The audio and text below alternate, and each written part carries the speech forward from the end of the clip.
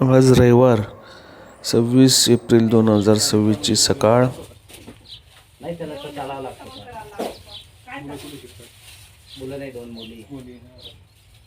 मुलींचं आता नवीन आहे ना एक मुलगी आणि मोठी 12वी जाईल आता. जाईल बाबा. म्हणजे आता महाविद्यालयात मुली जातात तर खर्च पण वाढेल. हो मग खर्च भरपूर आहे. पालकांवरती हो. लोड वाढेल.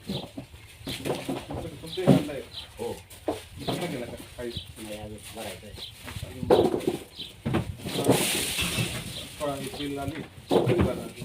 आणखी 15 दिवस. म्हणजे अशी टाकून झाले हो. रास लावून हो. झाले काही टाकायचं राहिले. मग यावर्षी व्यापारी म्हणतात, काही एक्सपोर्टरी म्हणतात, काही शेतकरी म्हणतात, जाणकार शेतकरी यावर्षी ॲव्हरेजही बसला नाही आणि मालाची क्वालिटी पण अवकाळी पावसा बामणगावला ते काय नव्हते ना अवकाळी आहे. पाऊस होता गारपीट नव्हती ना नाही गाठपट्टी पाऊस. पाऊस होता.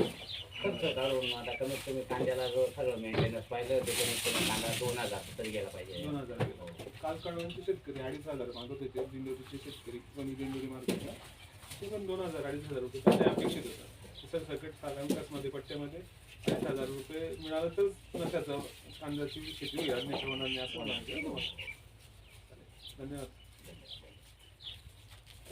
ह्या आठवड्याची विशेष बाब म्हणजे आवक सर्वत्र घटलेली आहे. एक चांदवड मार्केट आणि अजून एक नगर जिल्ह्यातलं मार्केट हेच फक्त ग्रीन दिसत आहेत. पॉज करून तुम्ही हे बघू शकता, एनलार्ज करून सगळ्या गावाची माहिती दिलेली आहे त्याच्यात. अंतिम आठवड्यामध्ये शेतकरी जरी हुशार झालेला असला तरी भावाची पातळी वाढवण्यासाठी व्यापारी तेवढे जोर लावत नाही. निर्यात वाढलेली आहे आणि त्यात आता हा बंद आहेत. बघूया 27च्या बंदचा काय परिणाम कांद्याच्या शेतकऱ्यांवर होतो. धन्यवाद. आपलं नम्र शैलेंद्र पाटील.